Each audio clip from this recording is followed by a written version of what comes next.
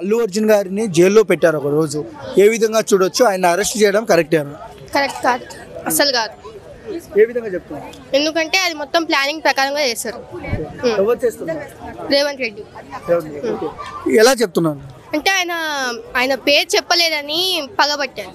ఆయన ఇంకా వైసీపీకి వెళ్ళారని అటు నుంచి మొత్తం హేటర్స్ ఉన్నారు పవన్ కళ్యాణ్ సైడ్ నుంచి.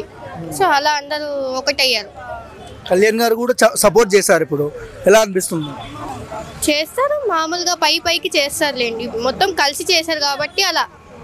ఎలా ఎందుకు తొక్కాలనుకుంటున్నారు అల్లు అర్జున్? పైకి వస్తున్నారు ఆయన, మొత్తం పైకి వస్తున్నారు, మంచి పొజిషన్కి వస్తున్నారు. ఇంకా అలా అని వాళ్ళు తొక్కేయాలని చూస్తున్నారు. అంటే పర్మిషన్ లేదు, అందువల్లనే అరెస్ట్ చేసామంటున్నారు కదండి.